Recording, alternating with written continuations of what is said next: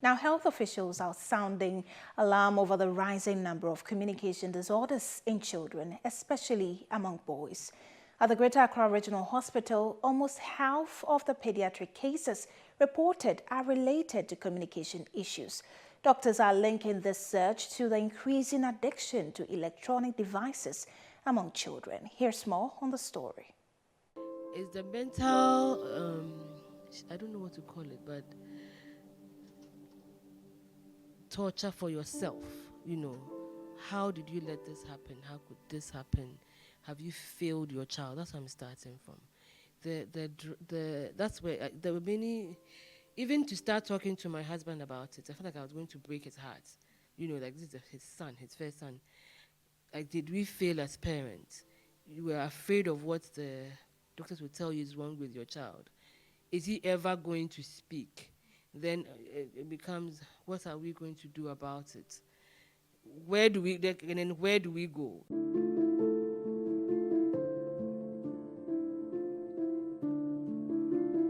Sharon Bruce, a mother of 3, discovered that her second child has a communication disorder. She and her husband noticed something was wrong and sought a diagnosis.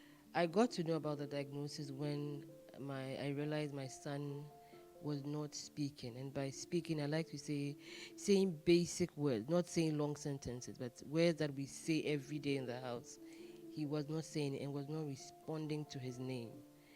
And was a bit disinterested in almost everything. So I had observed it for a while. In Ghana, they would say the boys don't talk early, and they don't talk early. Give him time, he will talk. Take him to school when he starts mingling. And so I like to say I wasted time doing that. And so after a while, I kindly picked him and said, no, this is not. And the one thing that pushed me was the head banging. Now, head banging, most kids do it when they're trying to speak and can't express themselves. But my son's own took longer than expected and was more, he did it very hard. Please take a picture. Oh, but he does everything, just that he loves that. Please take a picture. Imagine having a mind constantly overwhelmed with noise. This is the reality of 8-year-old Jias, who has been diagnosed with attention deficit hyperactivity disorder, ADHD, one of the communication disorders.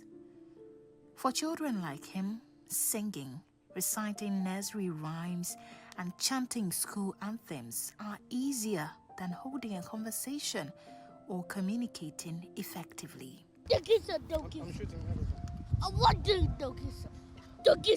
Jias was diagnosed at the age of 2, which has severely delayed his education. He's still in kindergarten at age 8. Does everything just like the other siblings, but he been able to communicate with us like a full sentence, like "Mommy, I want to poo poo" or something. What he does is poo poo. He'll just give you a word, poo poo. And if he's hungry, he can't say "I am hungry." What he can only say is food. So he just goes straight to the kitchen, picks his bowl, and says food. And the other things that he also does that I think has been, I would say, they are better now, because he puts sentences together, but not very long sentences. The sentences like a regular child would do, or like any of the regular siblings would do, he doesn't do them. Reports indicate a significant rise in communication disorders, both verbal and nonverbal, particularly among boys. At 3 major referral hospitals in Ghana, the Greater Accra Regional Hospital, Korle-Bu Teaching Hospital, and Komfo-Anokye Teaching Hospital, these cases are increasing. At a Ridge Hospital alone, nearly 50% of pediatric cases as of June 2024 are related to communication disorders. Communication disorders just formed about 10% of my cases that I was seeing. However, if you pick in 2024, as 2024, we are in 2024, as of June this year, half of all the children I have seen, which is about almost 50%, are children with communication disorders. So yes, people are reporting from all all over the country, and it's very common, especially among the boys. 80% of all the children coming with communication disorders are boys. If you have a child or plan to have one, it's important to watch for these signs and seek medical attention early. For instance, you have a 1.5-year-old, 2-year-old child who enters a room and doesn't look at anybody, goes straight for maybe a toy or something, and then just starts to play on his own.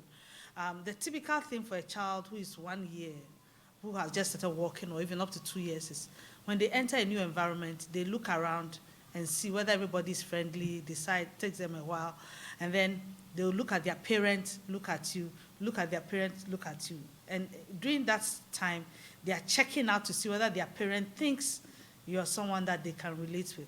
And then with a little bit of support, the child would come to you, hug you, talk to you, how are you, and answer.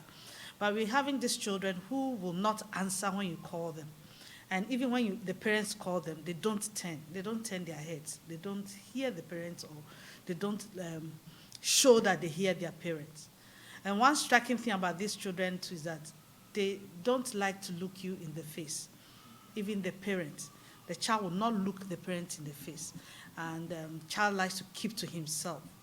And these are very striking symptoms that parents can pick up. The bigger issue at hand is a growing addiction to digital devices among children.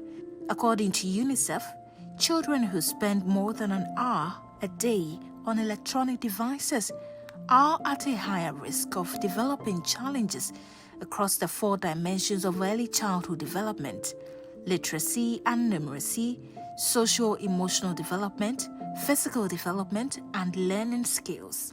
If a child is not able to distinguish between what is normal, what is real, and what is not real, that's where the challenge starts. So it's not okay for your child to speak like a cartoon character. It's not okay for your child to speak with a foreign accent. It means the child is having developmental issues. Yes, it's a clear sign your child has a developmental issue if your child is speaking with a foreign accent, even though you are living right here in Ghana and the parents speak like Ghanaians, yeah? And it's also a problem if your child is imitating cartoon characters.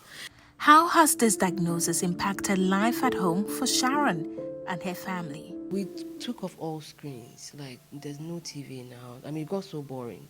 But what we realized that, like I said earlier, I have 2 other children. He's a middleborn. They got playing together. He started playing with his siblings. Usually he's off by himself, either stuck to the TV or doing something that he's spinning something or whatever he likes to do by himself. And it started, they started interacting, playing, being naughty together, singing together. It's improved. Jida's mother, Veronica, who has 2 more boys without ADHD, shares her experiences alongside Sharon, highlighting the emotional challenges of raising children with mental disorders.